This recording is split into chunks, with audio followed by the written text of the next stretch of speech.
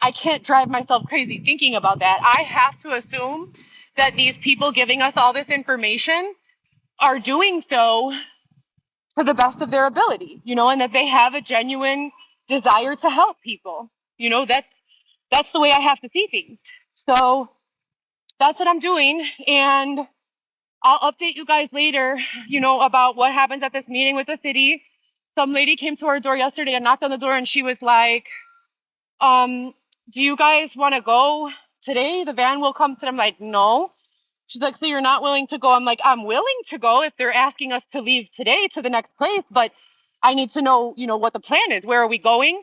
What time are they going to be here, et cetera, and so forth. And she goes, it's the olive branch. And I said, the olive branch doesn't accept us. We came here from the olive branch. The olive branch makes people throw away all of their belongings. They wanted me to throw away a brand new stroller and car seat that we had just bought for Weston. They wanted me to throw away all my clothes and shoes. They wanted me to keep a backpack and a duffel bag. They were even giving us a hard time about putting the breast milk I had with us in the fridge. They're not going to let us in there, pumping breast milk and putting it in anywhere. Like, it's just not a good place, So if we're at a place that is able to satisfy all of our needs, which none of our needs are, anything, what's the word I'm looking for? High maintenance. It's not high maintenance to have a mini fridge and, that's it, a safe place to sleep. That's not high maintenance.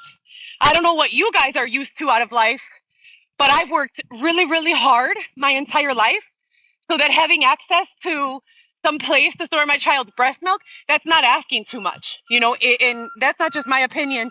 That's the reality. We live in a world of so much abundance, and so many people have so much. There are mansions, there are, 5, 10, 20, 30. I saw a $60 million home listed on $1 million listing the other day. If we have, with a gun range in it and like all this stuff, if we have $60 million properties on market, we can most definitely find a way to serve the most underserved communities with a bathroom, a safe bed, and, a place for their belongings to be kept. And if we're truly going at this from the perspective of creating solutions rather than, bullying or complaining, then the solutions are to get these displaced people into a home, into a safe place, and then let them take it from there if they can. And if they cannot, assign them a caseworker who's gonna say every week, hey, but I can't drive myself crazy thinking about that. I have to assume that these people giving us all this information are doing so to the best of their ability, and that they have a genuine desire to help people. That's the way I have to see things.